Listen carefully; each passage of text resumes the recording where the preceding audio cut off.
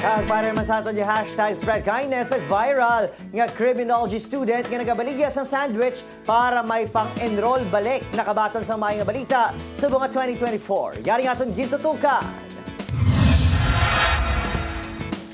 Masobra duha ka semana matapos nag-viral ang criminology student nga si Rodelyn nga nagabaligya sang sandwich sa gwa sa eskwelahan para lang may inugbayad sa enrollment.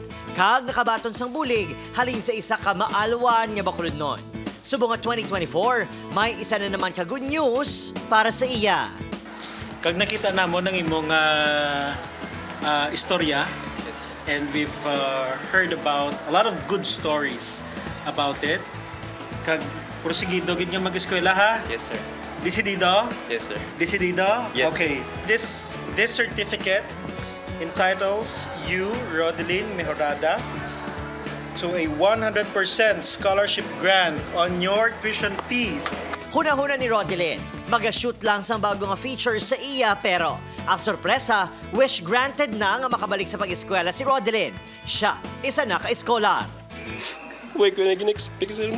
Hindi tungkol sa Diyos nga, huwag ko na labot ang hindi nga mamuni nga bagay nga. Pati ya classmates nalipay sa pagbalik sini sa ila hulot klasihan. Buligay lang ta, wala may butang sa tanang padalam tanan ta makaangat. Sir, kagin use namo ng social media to help some people katulad ni Rodelyn nga gakinanglan sang financial nga assistance to pursue his studies, sir.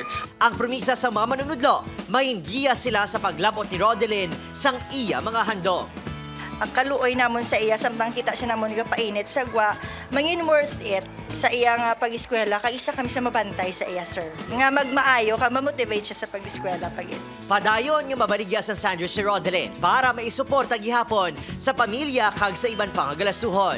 Ang adlaw sang pagbalik sini sa klase, iya gid nga ginapreparahan. Parehos sang iya pangpanghanda sa mas maayo nga futuro. Adrian Prietos para sa GMA Regional TV Early Edition.